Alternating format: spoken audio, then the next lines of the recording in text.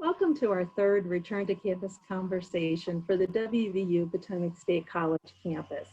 I'm Beth Little. I'm the Dean for Enrollment Management and University Relations, and it's great to have you joining us. The fall semester is just about ready to begin. Our classes begin on August 19th, and students are going to be arriving back on campus starting this week. So it seemed a great time to provide you with some important updates, and also maybe most importantly, to give you the chance to ask us questions that you may have about our return to campus. So before we get started, let me just share some important information with you.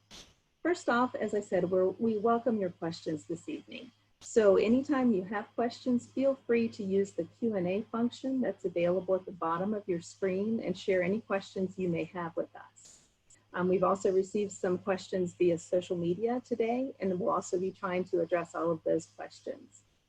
This session is being recorded, so if you missed something or maybe want to share the session with someone else, it will be posted on the WVU Return to Campus website.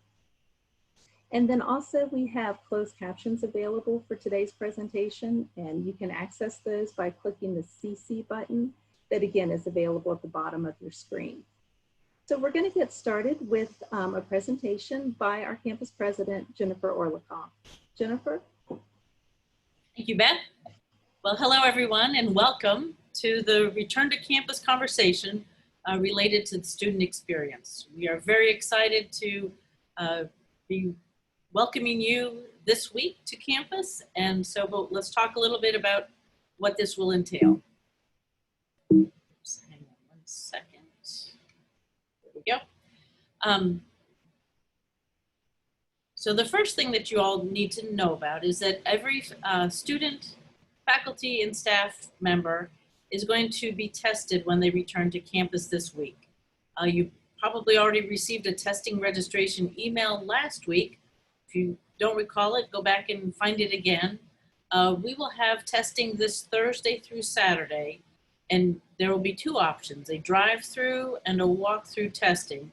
You can choose which one you want at the time that you arrive, but we ask that if you're choosing the walk-through, that you not drive up to the test and then walk through. So just walk up to the site. It's in front of the J. Edward Kelly complex.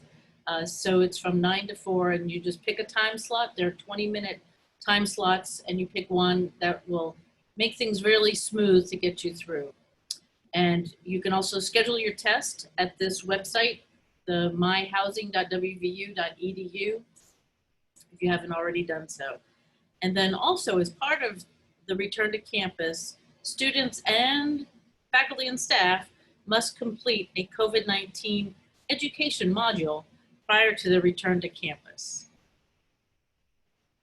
You can find the most current statistics on the positive COVID-19 test results at the Return to Campus /daily test results website. And the Morgantown campus has already been testing and tracking, and the results are very, very positive, and in terms of being a very small number of positive cases. And new data will be added every morning at 11 a.m. so that you can see where we are standing on that. The students, as I mentioned, must complete the education module, and this is the link to that module, go.wvu.edu, and COVID module. It only takes about 20 minutes to complete, 15-20 minutes, so be sure to do that. Unfortunately, the failure to complete either the COVID test or the education module will result in $250 charge and a referral to student conduct. So please be sure to get that taken care of before you arrive on campus. While you're here, we're going to be focusing on proper hygiene and personal protective equipment, PPEs. Everyone will be wearing a mask on campus, a mask or face covering. The gaiters are also an option. And by the way, I should say that when you do complete the COVID test, you will be receiving a PPE kit that will include either a mask or a gaiter with WVU branding on it. You can choose which one, and it'll also include disposable masks, some hand sanitizer, and then also a tool that you can use so that you don't have to touch buttons or open doors. So it's really a very helpful tool. So in addition to the mask or face covering, please maintain social distancing of 6 feet whenever possible. Wash your hands frequently or use the hand sanitizer. And non-compliance of any of these things may result in a written warning, removal from class, probation, suspension, and or expulsion from the college. So, but I don't think we won't get there because we're in this together. We're taking care of each other by following these protocols. So the academic calendar has changed a little bit, although the classes will begin on Wednesday, August 19th, as previously planned. The fall break is canceled, and the students will have their last day on campus on Tuesday, November 24th, and then they'll go home for Thanksgiving and then not return until January 19th, which is the beginning of the spring semester. 1 week after the Thanksgiving break, or for the week after Thanksgiving break, there will be online instruction or review, and then final exams will be conducted online from December 7th through the 11th. So do check out your schedule.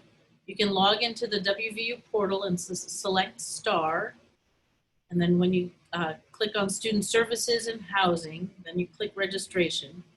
Then you can click Access Registration Tools and click Look Up Schedule Details. If you need, don't worry, you don't have to memorize this. We will help you through this if you have any questions and want to see this. So in the classrooms, there will be new signage that will be in place that will give directions for entering and exiting buildings and moving through the hallways. We will be applying the student physical distancing guidelines, and we really expect you to follow these. Students will be required to wear masks while in class, as will the faculty members, and instructors will wear masks and use the plexiglass shields to reduce virus spread. Now, some instructors might have a face shield instead of a mask, but we're still going to have that double layer in there. Sanitizers and disinfectant wipes will be available in all of the classrooms, and there are also hand sanitizer stations now strategically located throughout the campus. We are also going to have assigned seating in the classes so that we can record attendance and we can see who is near a person if something were to occur. And this is for the face-to-face on-campus classes. Move in. We're very excited that it's happening in 2 days on Wednesday, August 12th, and it'll continue through Friday, August 14th. Students with an even number room assignment will move in on Wednesday, August 12th from 9 a.m. to 4 p.m. Students with an odd number room assignment, and these are new students to our campus, will move in on Thursday, August 13th from 9 a.m. to 4 p.m. And then our returning students will move in on Friday, August 14th, again from 9 to 4. There's no prior sign up that is necessary. You just look at if you've got an odd or even number. And we are asking that only 2 guests help you with your move-in. No additional people will be allowed in the residence halls. We're really trying to, what the new term is with de-densifying, so this would include also the move-in. And the residence hall check-in will be in the Davis Conference Center, so that's the first big building when you come onto campus across from the Catamount, or I should say adjacent to the Catamount. And it'll be Wednesday through Friday from 9 a.m. to 4 p.m. So looking forward to seeing you. And any student who is unable to move in on their designated date should contact PSC Housing at mail.wvu.edu. And please let us know. We're here to help you figure this out so that the schedule works for you. Also, this is really helpful for students who have questions. We're going to have a one-stop help center set up. It will be in the Church McKee Arts Center, and we'll have it for 3 days, Wednesday, August 12th through Friday, August 14th. from 9 a.m. to 3 p.m.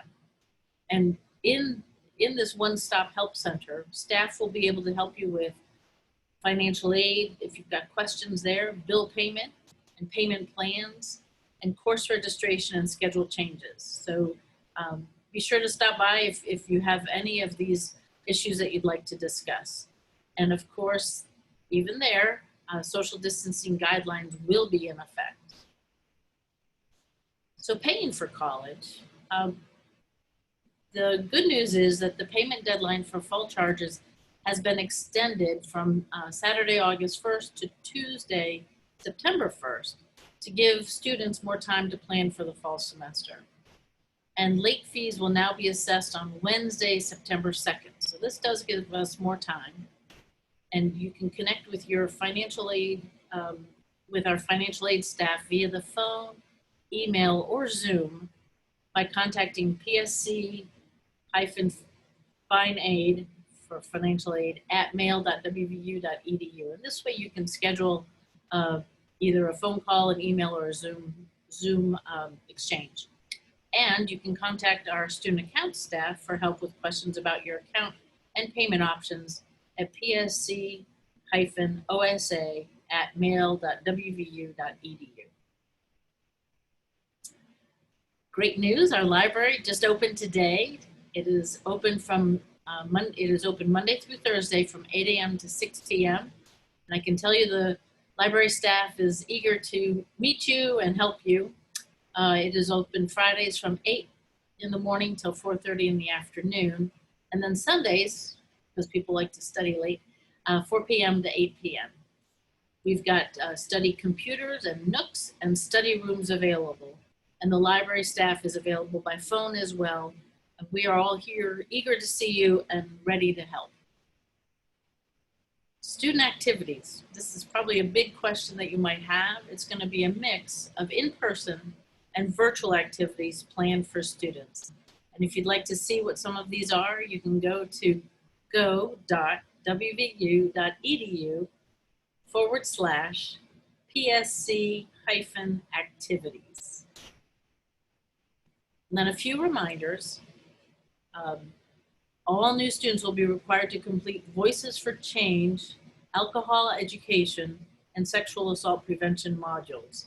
And I'm sure you've received these in an email as a link, but here is the site as well. It's well.wvu.edu/all one word alcohol education. And all of those modules are in there. New students who have not already done so should submit their photo online so that we can have your student IDs ready when you return to campus. And for this, it's a long address, but it's good. It's student-experience.potomac-state-college.edu/student-life/student-ID. And I'm sure you can navigate the site to get there. So, but do please send in your picture if you haven't already done so. And so now we're going to open up the floor to questions, and I'm going to move on to this slide, which has the site for more information. You can look at the website and it has all of this information there, or you can email returntocampus@mail.wvu.edu to ask further questions if something occurs to you later. So with that, I will turn it back to Beth and to all of you with your questions. Okay, Jennifer, thanks so much. And we do have some others joining us to help field your questions tonight. We have Lucas Taylor, who's our Dean of Student Experience, Greg Ochoa, our Dean of Academic Affairs, Scott McVicker, our Executive Director for Finance and Operations, and Mike Lynch, our Director of Housing and Residence Life. So as I said, we have some questions coming in. Feel free to continue to post those in the Q&A box. And we also have some that have come in via social today. So we'll be answering a combination of those. So first question is going to be for Greg about academics. Greg, can you talk about what classes are online and how students know if their class is online or in person? Sure. First of all, good evening, everybody. I'm happy to be here. We're definitely looking forward to you coming to campus this week. So as far as online classes, for you personally, if you look at your schedule, if there is no day of the week or time listed, as well as it'll say on mine, the difference there is if the time is listed, you still need to log in because the faculty member will be doing synchronous lecture and activities. If there is no days or times, it'll be a truly online class. The best way for that to happen is for you to reach out to your faculty. I do know faculty members will also be reaching out to the students to let them know how their classes will proceed. The other thing, if you're looking specifically to make a change and you're looking for an online class, you can go to our schedule that we have online, and there's a tab that you can say online, and you'll be able to find out if the class that you're looking for is available online. Okay, thank you, Greg. And Jim, a question, what will happen if an outbreak occurs? That's a great question, and we are going to be monitoring the situation very carefully. We are working collaboratively with our local health department, and we're also in consultation with the health officials at the university, the WVU Medicine in Morgantown. So this is a very important question, and so we will be addressing the situation as it occurs. An outbreak could mean that we would have to, again, go to online for some time. So that's something we'd like to avoid, and so we're hoping that all of the precautions that we've put in place and also the activities that you'll be doing with your wearing the mask and the social distancing and the hygiene will help prevent that from happening. That is our goal. Okay, and we have some questions coming in about housing. So Mike, I'll ask you, will students be able to visit other friends who live in other halls? Will they be able to go into other residence halls? Yes, students of Potomac State can visit each other in the residence halls. However, if you have friends or guests who are not students at the hall, we ask that they wait on the main floors of the building that you live in, and you go down to meet them in that location. Okay, and then another question, do returning students have to set a time to, or apply for a time to return and to move back in? No, they do not. No students need to sign up for a move-in time. The only time you need to sign up for is your COVID test. Okay, and Lucas, will sports teams practice every day of the week or only on certain days? Yeah, so we are excited to hopefully be able to offer practices in the fall. That'll really be dependent on the team itself. The coach will make that determination. We have 60 days allotted for each program to be able to practice. I believe we're not going to start practice for any program until after September the 5th. Could be a couple days after that, but around that time. And during that time, like I said, it would be up to each individual coach to make the decision on how many days a week. There's still certainly restrictions on the amount of hours that you can put in a week, just like any other year. But that'll be left up to each individual coach. So just stay tuned to what your coach has scheduled, and they'll get you more information about that. Okay, and Mike, back with another question about residence halls. On move-in day, students go to their residence hall first or somewhere else to check in? I don't believe so. I think I read that question. Were they asking about what comes first, the move-in or the test? Or Actually, well, when they move in, yeah, okay. they go to their residence hall first or somewhere else to check in. Okay, yes. So you'll go to the Davis Conference Center to check in. That's where you'll pick up your ID, and if you're in one of the halls that has keys, that's where you'll go to pick up your keys. Then you would drop off your belongings in the residence hall itself. And Lucas, how will students be able to socially isolate themselves from their roommate while they're waiting for their test results? Yeah, that's a good question. And the first thing I wanted to address is We will encourage students to, whenever they move in, that they do have the opportunity to go home and kind of self-isolate, quarantine for those few days till they get their test results back, particularly for students living in West Virginia or in that metro area. Obviously, if you live in a hot spot or something like that, make a lot more sense to stay here in quarantine, but we would encourage students, they have the opportunity to do that. As far as socially distancing from your roommate, really what we're doing is we're creating a new opportunity for you to have a new family unit or a new quarantine bubble. So it allows you to be able to connect with a person. So your roommate, that'll be part of your new quarantine bubble is how we would say it. So while you're waiting for your test results, you will have interactions with your roommate or suite mate. Now you can continue to keep your mask on when you're in your residence hall, when you're socializing, things like that, to be able to take those precautions, but you will have more interactions with that roommate. But that is how it's going to be because, again, you're creating that new family unit with your roommate. So we would just ask you to be mindful of that when you're together until those test results come back. And Scott, a question for you. Can you talk about the parking permit process and how people can apply for a parking permit? Certainly. First of all, thank you very much for the opportunity to be here this evening. I too am new, so I feel like a freshman coming into college as well. So I've been on site since July 1st.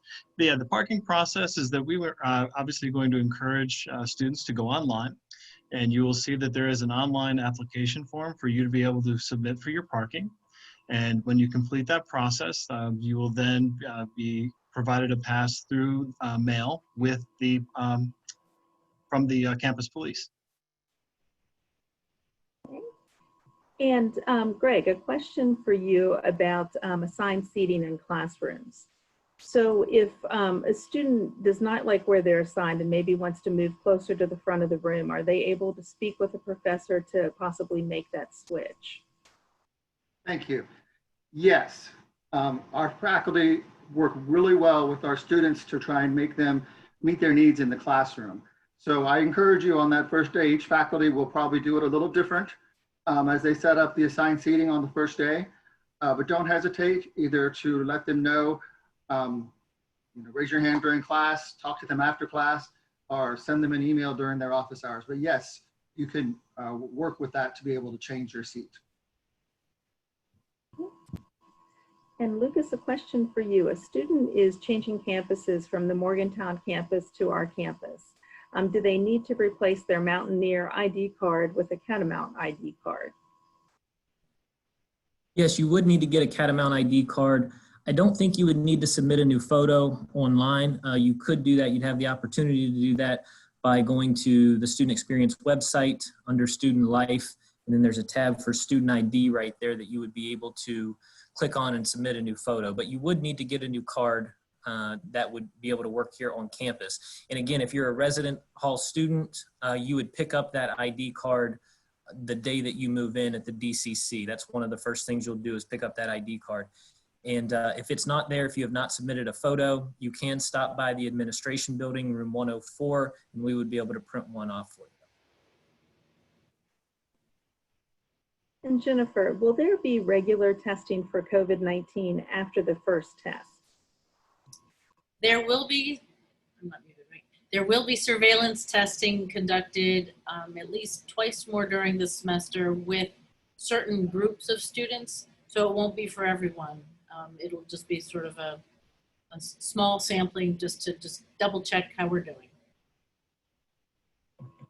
Okay, and speaking of testing, someone is not sure they received the email with the link for the testing. Actually, I'm sorry, actually that's for the module completion. Would you mind going back to the screen that has that link for the COVID educational module? And that way, while you're doing that, someone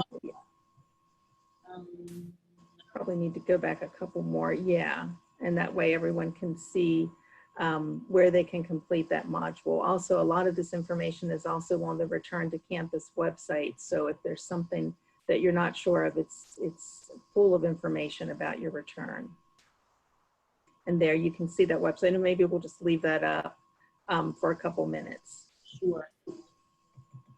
Okay. I also saw a question in there that I'd like to answer. A parent was asking if their child, their student could have the COVID test done at home before coming here.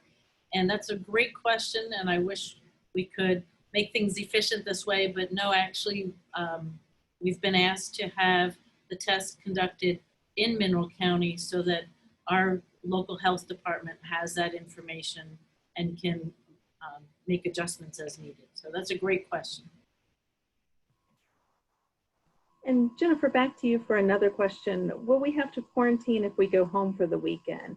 What about if we live in West Virginia? That's also a very good question. And on our campus, that happens. You know, students do go home. Some students have jobs at home. Some people, you know, work with their families' business. And so no, we are not expecting people to quarantine, but we are expecting people to take precautions when they do go home. So wearing masks and you know, the social distancing, washing their hands, using hand sanitizer, so that they are reducing the risk of exposure while they're at home, and also then back when they're on campus. So very good question. Okay, and Lucas, can you talk a little bit about dining on campus and what changes students might expect to see there? Sure. So a couple of the first things you're going to notice, of course, if you're a returner, if you're a new student, you'll see some different things. So you'll see some dividers on the table. So we are going to have a capacity limit for our dining hall. So it's going to be a 50% capacity limit. They'll be keeping track of how many folks are in there at a time and monitoring that situation.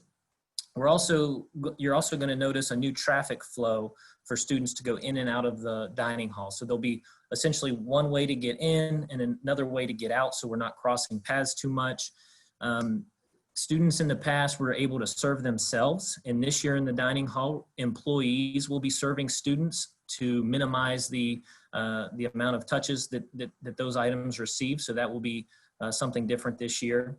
And then a couple other things to keep in mind is that you do have the option, the ability to take out your meals. So that's always going to be there. Students will always have the opportunity to do that. We're trying to create some more spaces outside for you to be able to go outside and eat, or you could certainly take it back to your dorm room or somewhere else on campus to finish your meal. So those are a few of the changes. You'll also notice some traffic flow changes when you first walk into University Place, where our rapids, our grab and go options are, which there will be several grab and go options for students to take advantage of.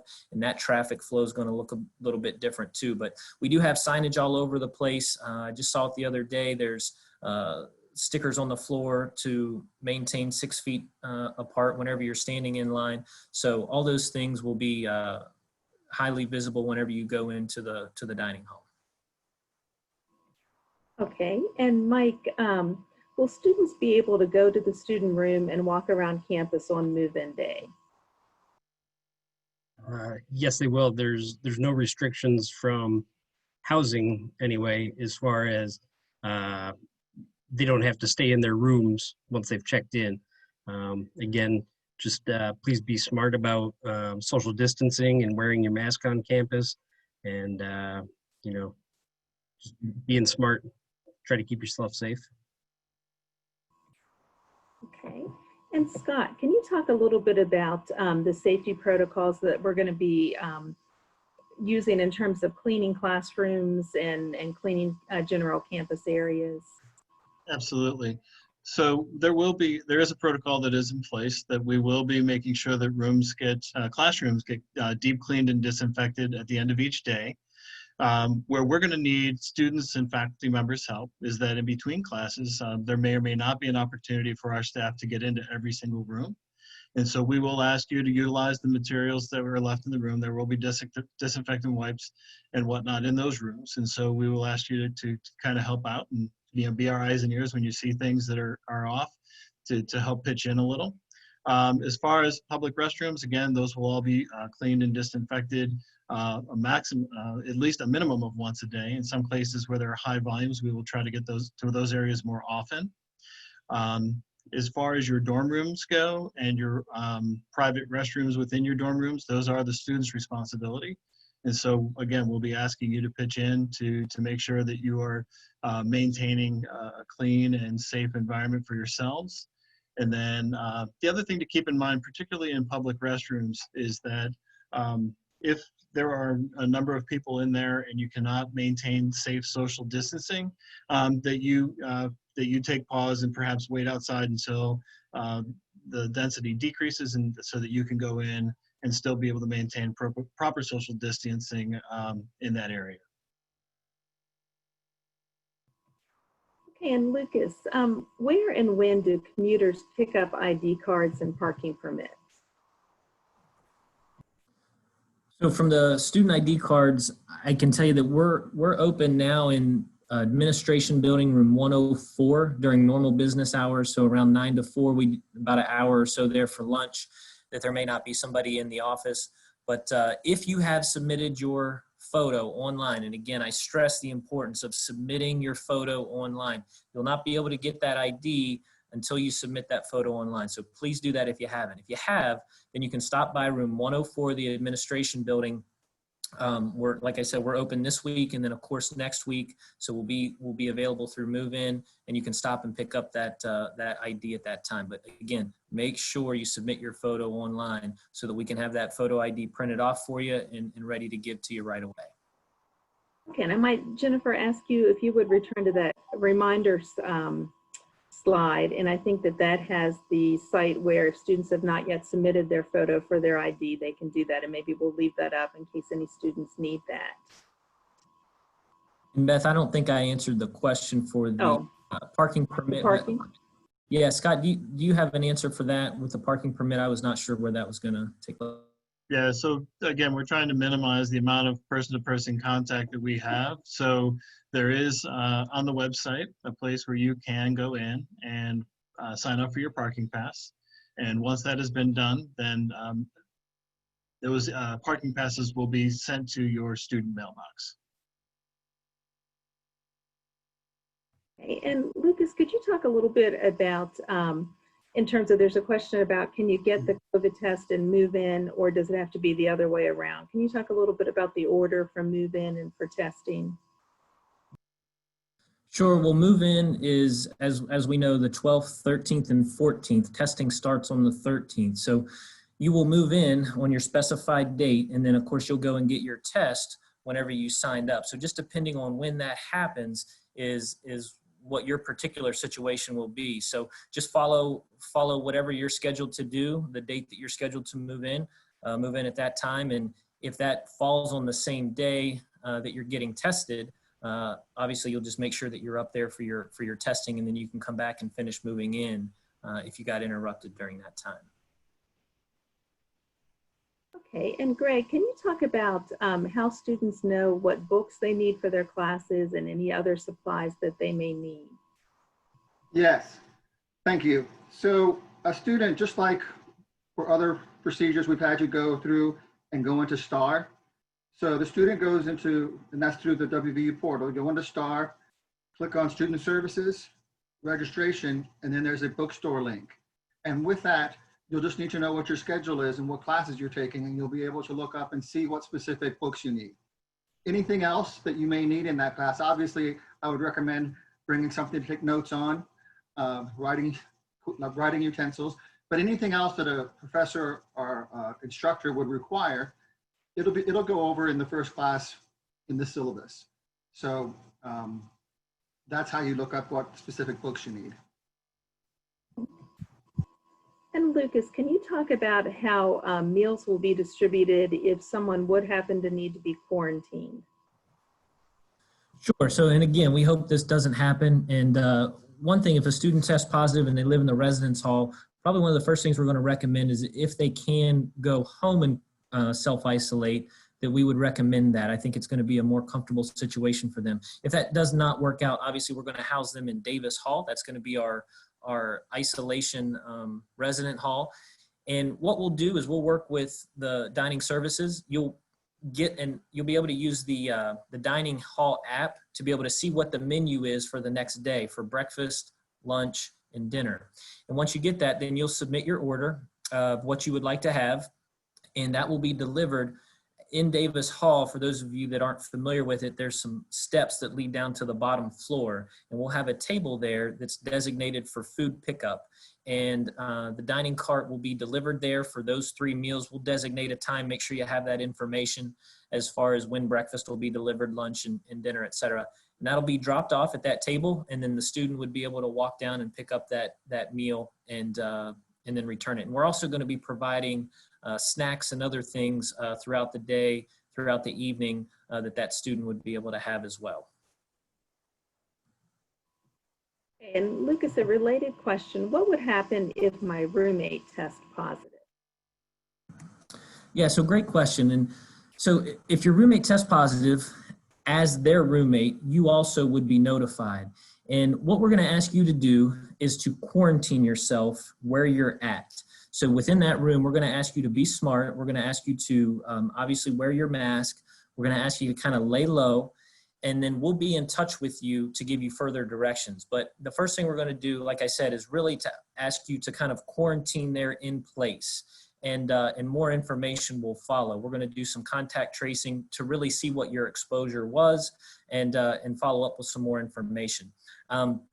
Now, if this were to happen, say late at night, and you're not comfortable in that room, we're going to look at having some designated emergency rooms. So the roommate that did not test positive would possibly be able to go and stay in an emergency room while we got their room cleaned and disinfected. And then they would be able to move back into that room the next day, because the person that did test positive, of course, they would be moved into self-isolation over at Davis Hall, or they would return home to isolate. But the roommate that did not test positive would have that opportunity to kind of step out, let us clean the room for the night, and then they would be able to move back in, and they would quarantine there for approximately 14 days based on the recommendations of the local health experts. And Mike, some questions about things that students can and can't bring to the residence halls. Can students bring their own microwaves? Hey, excuse me. No, they may not bring their own microwave. However, they may have a microwave in the room if they rent through the microfridge company that we have a contract with. And they can find that information right on the housing website. There's a link to the microfridge company. Students may bring their own refrigerator, but if they want the microwave, they have to rent through the microfridge company. Okay, and then Mike, back to you. Are there restrictions on personal computers that students can bring? I am honestly not a technology person, but as far as I know, there are not restrictions.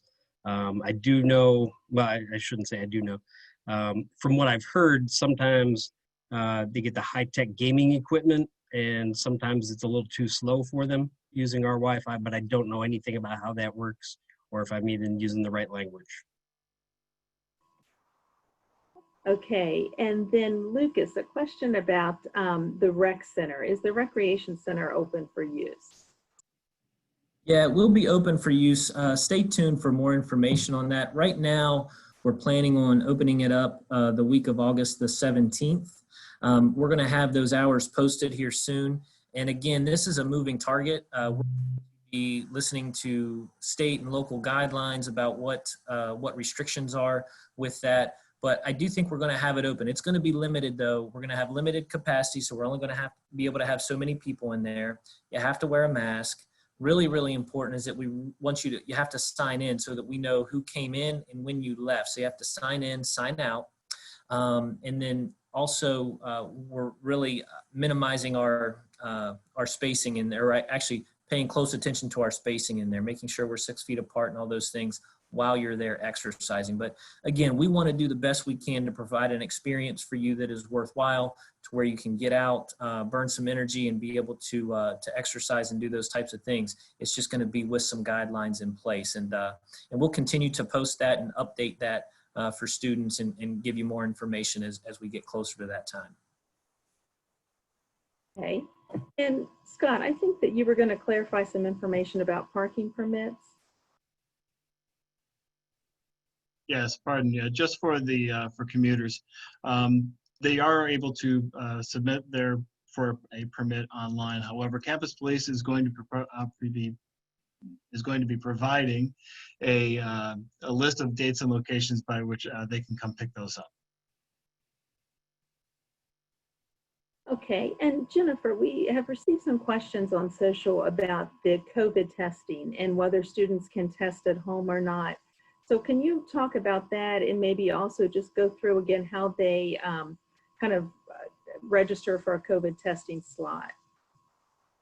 Okay, so let me actually move the slide back up to, let's see, move in, safety classrooms. So that's the module. So this is where you can register for a test, is at myhousing.wvu.edu. This is for everyone, faculty, staff, and students, because I know that there are some faculty and staff on the phone call as well. And the reason to do the test here is so that the results will be contained within Mineral County. So our health department has asked that we do the testing in our county, and because it does impact the community here. And so please, go through the testing here. It's the very painless testing. It's the anterior nasal swab. So it's the just at the lower part of the nose. So it's not very invasive at all. It's done very quickly. And I'm told that we can get a person through the whole testing sequence in about 5 minutes. That includes the intake, just checking your ID number, and verifying that it's you, and then putting the label on the test, and then moving you on through. So it's very quick and painless, and we'll get through very quickly. Okay. And Greg, back to books for classes. Can you address whether the bookstore is open or if students need to order all of their books online? Yes, the bookstore is open. We've talked to the manager, and you can go to the bookstore. They are having limited amount of people in the store at one time. Actually, if you go online, there are ways that you can, when you go to the bookstore link that I talked about earlier, that you will be able to pre-order your books, and they would be ready for you, and you wouldn't have to wait. But the bookstore is open, yes. And Greg, back to you. Someone's asking if they need to pay to print things in the library. That is a very good question. I do not think anything has changed. I will ask anybody else on the call, Scott or Jennifer. I think we're still doing the pay in the library and when you have to pay for printing. Please correct me if I'm wrong. That's correct. And let's see, we are receiving some questions about bill payment, and I may field those, and anybody else can jump in if they have something to add. But the first question is, when will student refunds be occurring? So those will be processing soon. We'd anticipate that students will have those refunds by the first day of classes. If you have questions about that, of course, you can reach out to either our financial aid or our student account staff. And Jennifer, if you will, maybe go to that slide that has the emails for the staff in both of those offices. And you can also go online it would be under cost and aid on our website, which is under the admissions link.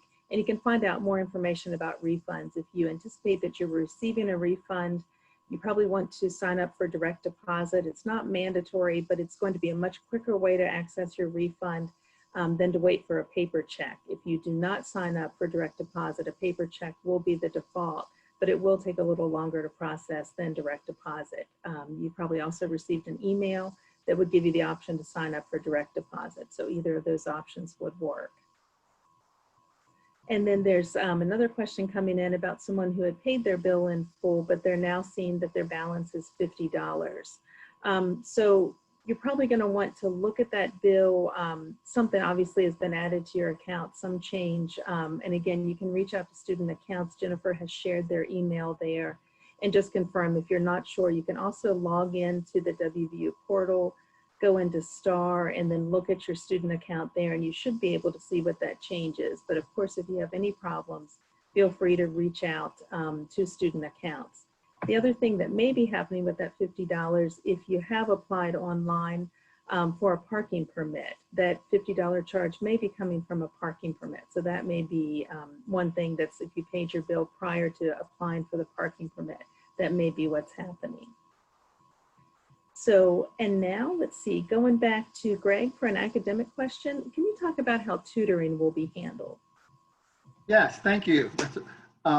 We are very happy the tutoring, the Academic Success Center where tutoring occurs, will be open. We have de-densified the center, both for the tutors' sake as well as the students. So there will be opportunities for in-person tutoring. You need to call the Academic Success Center and make an appointment, all by appointment only. And there will be different tutors throughout the week, and we will only be having 2 tutors and 2 students in at one time. The other ways we will continue doing tutoring is by Zoom, reaching out by phone, but we really want to look at the face-to-face and the Zoom. This practice and this procedure will be looked at again, probably, after we get through 2 or 3 weeks and see how it's working. We may make some tweaks to it, but right now you have the option for face-to-face as well as Zoom and phone calls. Again, just reach out to the Academic Success Center. They're eager and waiting to help you and serve you and help you be successful in your classes. Great, okay. And Mike, a question about double suites, which I think would be probably just in University Place. And do they have 1 bathroom or 2? Yeah, so there is 1 bathroom for the 4 people who live in the suite. So it's shared by 2 separate bedrooms connected in the same suite. Okay, and Lucas, a question about the Catamount ID card. The first part of the question is, does it serve as the meal swipe card? And then also, can it be loaded with Mountie Bounty dollars? So yes to both questions. It is the card you use when you go through the dining hall, and you can add additional dollars. I'm not sure if depending on what plan you have, you may already have some dining dollars on there. And if you want to add more, you can go to the website, to our website where our student ID is. So student experience website, under student life, the student ID link. And at the very bottom, if you scroll down, I believe there's an additional link there for you to be able to add dining dollars or Mountie Bounty to your card. Okay. And let's see. And I think, Jennifer, this question, if you would address this, after testing results are received, what will happen with people who are testing positive, and how would things be handled for potential exposure? So if a person tests positive, they will be contacted by our local health department, and they will give instructions on what to do, but that's also when they will start initiating the contact tracing.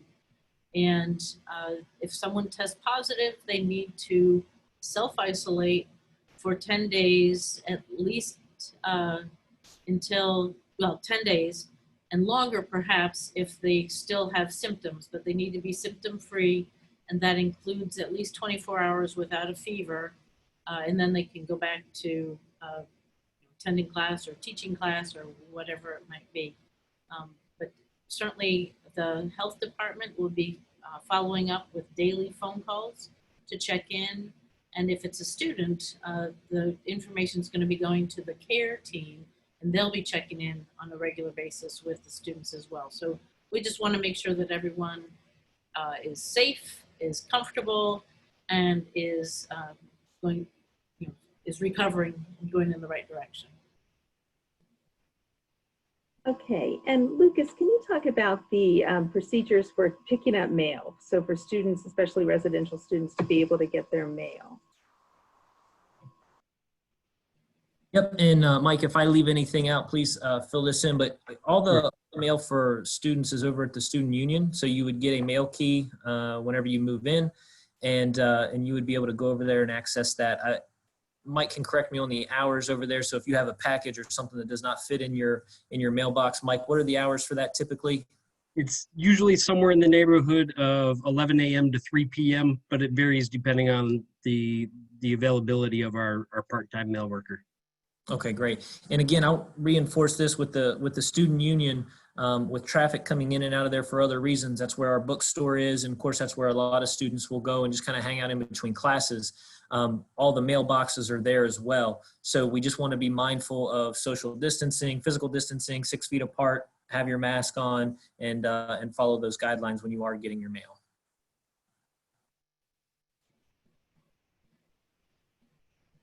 Okay, and then Lucas, coming back to you for a couple more questions about dining. The first one is, since capacity is at 50% in terms of the dining facility, can we take our meals outside of the dining hall to bring to our rooms? Yeah, absolutely. So they did start that last year to where you can do takeout, and you would have every student would have the opportunity to take out their meals, and like they had mentioned, either go back to their rooms. You could find a nice place on campus. We're setting up some tents with some picnic tables around campus, some different areas for students, especially for these next couple months. We're going to have some great weather, so enjoy that. But yeah, absolutely, you can take out, carry out your meal. And then second dining question, will there be delivery options for food from the Rapids or the Commons? I wish. I think that's a great question there, and an entrepreneurial student should develop that. But currently, I don't think there are delivery options. The only delivery we would be doing currently is if a student is in quarantine, and we would over in Davis Hall, and we would take that food over to them. So yeah, you would have to come down and pick up your food there at the grab and go. And Lucas, another question for you, but on a different topic about athletics. Someone's asking about, will they be able to watch games? So I'm not sure exactly what they mean by games. If for those of you that didn't hear, our fall sports here at Potomac State have all gotten moved to the spring. So we would certainly welcome your participation in coming to games there. If you're referring to going out to a WVU football game, which we have done in the past, we've taken buses out there to see those games. We really don't know yet. We would love to be able to offer that opportunity to students. But as everyone's aware, I think the NCAA is still making decisions on what the fall football season is going to look like. So we'll have to play that by ear. One, see if they're participating in football, and then two, if they're allowing fans. If there's any way we can get students out there in a safe and responsible way, we would love to provide that. And if not, then we can just plan some great watch parties here on campus and in a physically distanced way and enjoy it that way. Okay, and Jennifer, someone's asking if we would have to go online because of an increase in COVID positive testing. What will the procedure be for releasing students? And this person's identifying some health concerns that they have, and they wondered if their granddaughter who lives with them would be able to be tested before she was picked up from school. Oh, that's an excellent question, because it does take into account the consideration that this is a very volatile possibility with the COVID bringing it back home. So I would say in that case, we could probably work with the student to see if we can't find an alternate housing in the time while she's waiting for the results of the test, because you certainly don't want to take the virus back to a potentially vulnerable person. So I would say we can work with that student. Okay. And then Greg, a question for you. What will happen if a professor tests positive? Will that class automatically go online? Okay, so if a professor tests positive, arrangements will be made either for some kind of coverage. It could be from a different instructor, or it could go online. We would deal with that case by case, because there's a chance that the person is positive but is asymptomatic and is able to continue teaching. And then the instructor would tell you whether they're going to do it, continue it as a Zoom type of synchronous class, or if they would go temporarily online. But your class will continue. We will ensure that there's a way for your class to continue, whether it's with the instructor assigned or if it's with a replacement. Okay. And Scott, I think I'll ask you this question. Do we have any rules for students using elevators on campus? I think the key thing is, first of all, we're going to be providing a tool for people to be able to utilize so that they don't have to touch buttons for the elevators. Elevators can be used. However, we're going to have to use our best discretion as well, that if there are too many people in the elevator, that you wait until it comes back to your floor so that you can properly social distance while utilizing them. Okay. And Mike, a question for you about trash. What do residence hall students do with the trash from their rooms? Okay. As in years past, the students, we ask you to take your own trash down to the dumpster. So there are a few different dumpsters around. There's one behind Friend and Reynolds Hall. There's also one behind Memorial and to the side of University Place. So they're very close to students in pretty much every hall. There's also one right next on the side of Catamount next to the parking lot. So yes, please take your own trash down to the dumpsters rather than piling it up in the hallways or anything like that. Okay. And Greg, a question, when and how are our professors going to contact us about our online classes? Yes. So as I said earlier, you can look at your schedule. It'll be designated as online. If you see the days of the week and times, then you will have to check in, probably through Zoom or some other way through eCampus, the platform that we use on this campus. And that will be, it will be synchronous, just like it's face-to-face, except you'll be online. If there is no date or day of the week or time, it'll be a truly online course. I will be recommending to all our faculty when I talk to them on Friday that if they haven't already, that they reach out to you if they're doing an online class, just to let you know how that'll occur. And you'll receive that through your Mix email account. And Greg, I might just ask you to clarify, because I know synchronous is a term that we use in higher ed, but I'm not sure everyone understands it. So maybe can you just explain a little bit more about what a synchronous or an asynchronous option would be? Yes, yes. Thank you for helping me to clarify that. So synchronous means it's in real time.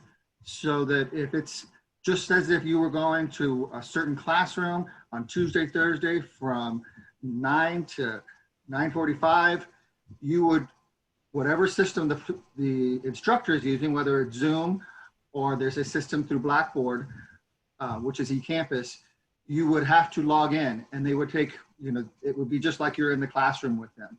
Asynchronous means that it's an online class and there are options for you to be able to do your work when it's convenient for you.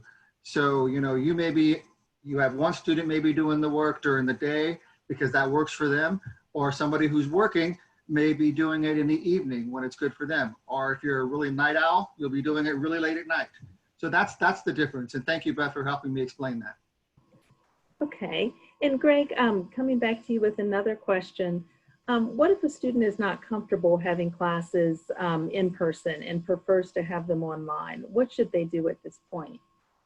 So at this point, what they need to do is faculty are back on, will be available starting this Friday, but they can contact our office, the Academic Affairs Office. If you call Potomac State's main number and ask for the Academic Affairs Office, they'll connect you. Or you can send a question to PSC Academic Affairs at mail.wvu.edu and ask to speak to an advisor. We have 2 people, sometimes more, that can help you right now. And what we're doing is doing our best. We've had some classes that have been converted to online. We're trying to help you meet your classes that you need. And we're also working with some faculty that have had training this summer on how to, we call it a high flex option, which is that a student can choose to come to class. But if it's, what I would recommend is you contact our office at this point, the Academic Affairs Office, and we can help you find out if a faculty member is able to do that high flex option, where it would mean that they have some students that are in face-to-face and some students that are online. But we're really working, we're trying to make sure that everybody is able to feel comfortable, feel safe. But I will add that even our president at WVU, Gordon Gee, he's even teaching a class face-to-face.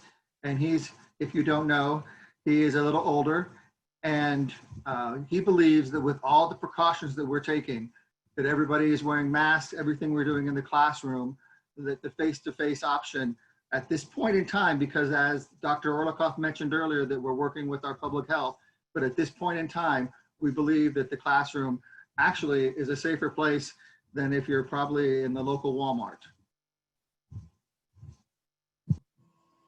Okay, and Greg, coming back to you for one more question. A student wants to know if they want to change their major, how do they go about doing that? Change of major, we ask you to talk to your advisor, but again, it's through the Academic Affairs Office. You can call us, you can stop in, we're on the first floor of the administration building, but again, just like you've heard from some of the other panelists, if you come to our office, we only want maybe one student at a time talking to our administrative support staff. And if you're waiting in the hallway, we ask you to be very aware of the social distancing. We don't want to have a crowd outside the office. So we're working to put some spacing out in the building. But yes, you can come to our office, you can call, and or you can email the address I gave you earlier. And Greg, one of our moderators has just posted that Academic Affairs email address for everyone. So that's available. Wonderful. And then Mike, a question for you. Do we have to pay to wash our laundry? Yes. So you'll add money to your card, the Mountie Bounty, and you'll swipe your ID card when you get down to the laundry room. I believe it's $1.50 per load. And Jennifer, this is a question. In general, someone's asking, you know, what if they have allergies and they're not sure whether, you know, if it's something serious or not? What do you recommend they do if they're not sure what's going on with them health-wise? So they're concerned that they might be exhibiting symptoms, but it could just be allergies. Okay. Right. And flu season with us as well. I would say work with your healthcare provider. We do have healthcare here in Kaiser as well, and we have a nurse practitioner who'll be working on campus. So there are lots of options for following up and just getting more information. And then if it's decided, another test could be ordered for that person. Okay. Beth, if I could just Sorry, go ahead. If I could just add to that, and that is the main reason we're asking everybody to wear the mask. If the mask, as you know, is to protect other people in case you are infected. So if you think you have allergies and you wear that mask going to class or in the hall until you have an opportunity to talk to a healthcare provider, that would be the best way for you to be able to ensure that you're keeping everybody around you safe.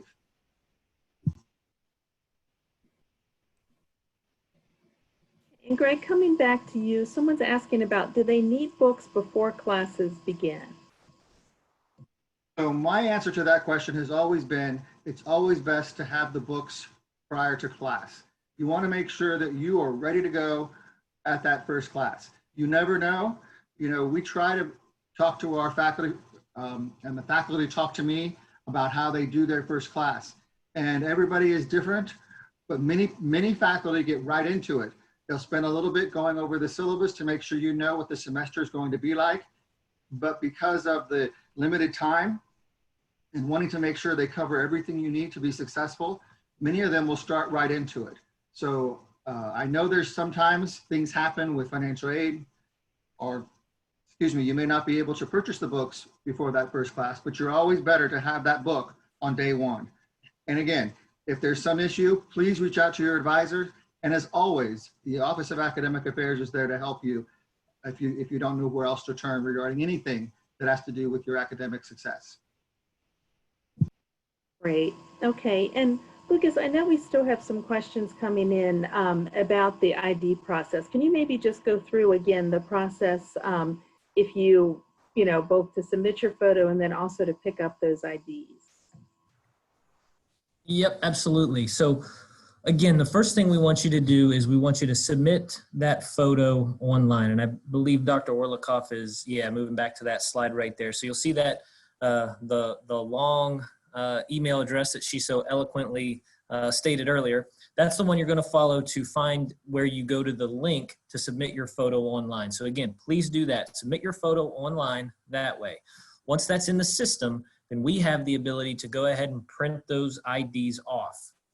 And if you are a resident hall student and you've submitted your photo online, we will have it printed off and ready for you when you move on the day of your move-in, either the 12th, 13th, or 14th, one of those 3 days.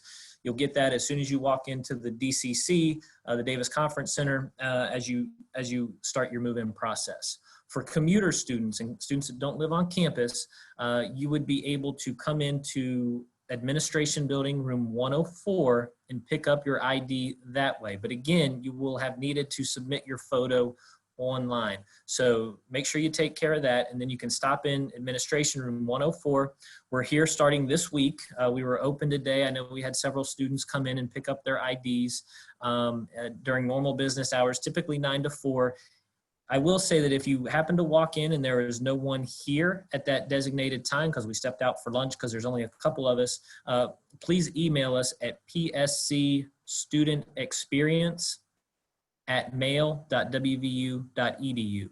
So like I said, if you walk in and no one's here, or if you just have additional questions about your ID that aren't being answered here, email us at pscstudentexperience, all one word, @mail.wvu.edu, and we'll be able to assist you further if you need it.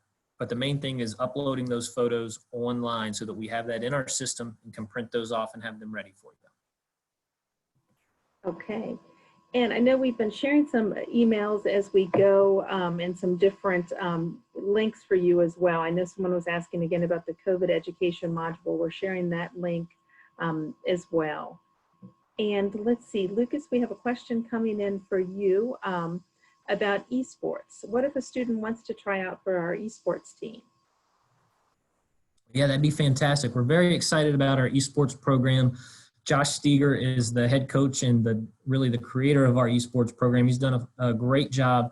We compete on a national level. We compete at a very high level, and we're looking forward to doing that again this year. So if you are interested in that, you'd want to reach out to Josh Steger at joshua.steger, STEGER, @mail.wvu.edu. And again, if you reach out to him, he'd be able to connect you with the right information. But whenever you come onto campus, whether you're moving into the residence halls or a commuter, just make sure you track Josh down. He's in our student union. His office is in there, and I'm sure he'd be more than happy to talk to you about that opportunity. Like I said, we got a great program and looking forward to all the great things that they're going to do this year. Okay. And Greg, someone is asking if you can request for a specific class on your schedule to be online. So the short answer is no. You would need to go to the schedule and look to see which classes are online. And advisors are there to help you, your faculty advisors, as well as my office, if you're having trouble navigating and figuring out which classes are online. If you can't find a class that you need for your major, then I encourage you to reach out to the email for academic affairs that I was shared earlier, and we will try and help you. But as far as requesting a class, that is set up ahead of time. But again, as I said earlier, we are trying to work with faculty, and there are faculty that are willing to allow a mixture of some students, even though it's not listed as an online class. Some faculty have gone the extra work to be able to work with students who want the online because they're not feeling comfortable. And just wrapping up, I think we've had some great questions coming in, but those seem to be slowing down a little bit, so we'll try to wrap up here. Scott, if you will, just talk again about the parking permit pass. I know that we still have a concern for someone who has not yet applied online. So maybe just quickly, if you can just, again, talk about that process and how students would pick those up. Yeah, so you'll be able to do the online application, as we said. And as you, once you complete that process, if you're a commuter, then there will be times announced by the University Police Department as to when you can pick those up. And my understanding is that residents will have them placed in their student mailboxes. So that is the process as of today. But when in doubt, like if you sign up for parking after the semester starts, then you'll be able to work with campus police to be able to pick up that pass. Okay, and I think we are going to be sharing the link for more information about parking, that process. So we'll be sharing that with everyone. And then Greg, coming back to you for a question about how do students connect with their academic advisors? So our office assigns academic advisors for every student, faculty advisors. And you will be able to go in again through STAR to be able to see who your advisor is. If you, for some reason, cannot locate who your advisor is, again, I encourage you to reach out to the email address that was shared earlier to the Office of Academic Affairs, and we'll be glad to help you figure out who your advisor is. Okay, Greg, and one more question. Some additional questions about making sure that students know where to find the books that they need for classes. Will you just talk about that? Sure. So basically, you go into the portal and you go into STAR, you go to Student Services, you click on Registration, and then there is a bookstore link. And once you have to have your schedule with you so you know what classes you're looking for. And on that link through the bookstore, it will tell you exactly which books you need. That is the best way to do that. And again, if you're having trouble doing that, you can contact your advisor or our office to help you. But it's a really easy process to figure out what books you need. The bookstore link there lists everything for every single class. Great. And Scott, it looks like someone is commenting. I know that we've had a few students that when they go to schedule an appointment for COVID testing, that they're actually showing up, the options that are showing up are on the Morgantown campus. Can you talk about if that happens to a student, what they should do? Absolutely. So that has happened on a couple of instances, and we've gotten a lot of those corrected. But if you're still having that issue, certainly feel free to reach out to myself or Lucas, and we are maintaining a list of those folks. You're going to want to continue to go through the entire process online, so you can make sure that you've completed the appropriate paperwork, all the way up until the point where you actually click register. And then you can show up as a walk-in for our existing sites. So whether you're doing the drive-through or the walkthrough on our campus, your registration information will be on record, and you will just need to provide them with your name and your student ID. Hey, well, we've had some great questions to come in. It looks like we have addressed all of those that have come in. So Jennifer, let me see if you want to offer some closing remarks as we end tonight. Sure. So we have your safety in mind, and we've been working all summer to put arrangements in place and organize approaches to the situation, because we are so looking forward to seeing you in just a few days, and we can't wait to greet you in person. And if we all work together using our precautions and the social distancing and the masks, we will get through this together. So I'm very, very excited to see all of you very soon. So have a good evening. Thanks so much. And as Jennifer is sharing her screen there, as we said, there's great information at the Return to Campus website, and there's also an email address if you still have questions. Thanks so much.